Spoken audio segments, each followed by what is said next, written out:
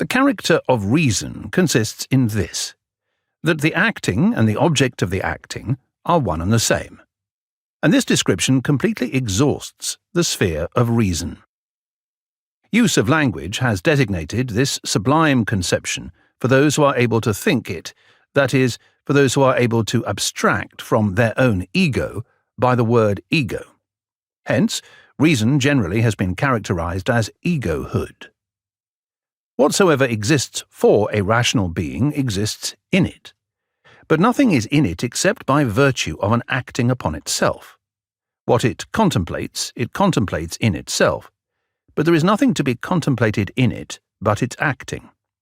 And the ego itself is nothing but an acting upon itself. To enter into explanations about this matter is not worthwhile. This insight is the exclusive condition of all philosophizing, and unless a person has attained this insight, he is not yet ripe for philosophy. And indeed, all true philosophers have philosophized from this standpoint, only without being clearly conscious of it. This inner acting of the rational being occurs either necessarily or through freedom.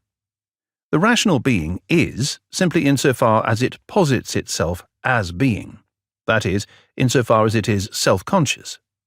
All being, that of the ego as well as that of the non-ego, is a determined modification of consciousness, and without consciousness there is no being.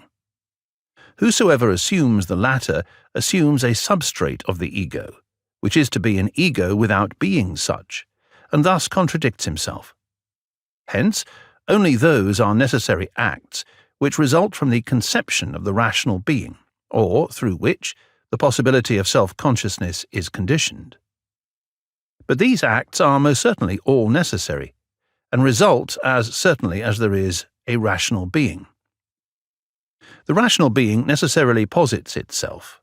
Hence, it necessarily does also all that may belong to this act of positing itself through itself. The rational being in acting does not become conscious of its acting, since itself is its acting, and nothing more. But that whereof we are conscious is assumed to be external to consciousness, and hence external to the acting. It is the object of the acting.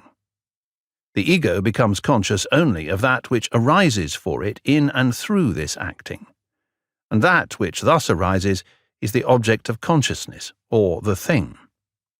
No other sort of thing exists for a rational being.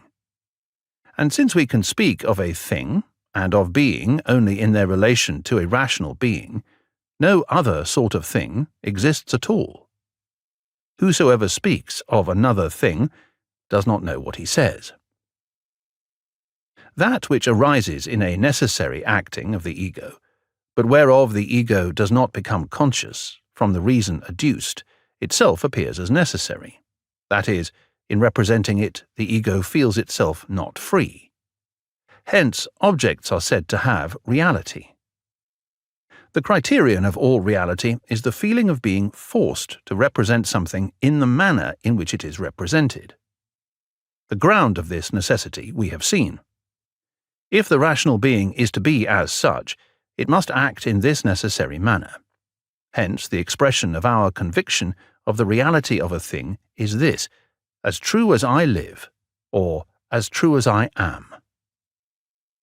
If the object has its ground solely in the acting of the ego, and is completely determined through the ego alone, it follows that, if there be distinctions among the objects, these their distinctions can arise only through different modes of acting on the part of the ego. Every object became for the ego determined in this particular manner, in which it is determined, simply because the ego acted in the manner in which it did act. But that the ego did so act was necessary, for just such an act was one of the conditions of self-consciousness. By reflecting on the object, and distinguishing from it the mode of acting whereby it arises, this mode of acting becomes, since the object appears, as we have shown, as not the product of the free ego, a mere comprehending, a mere taking hold of a given object. Hence, also, this mode of acting, whenever it occurs in the described abstraction, is called a comprehension, or a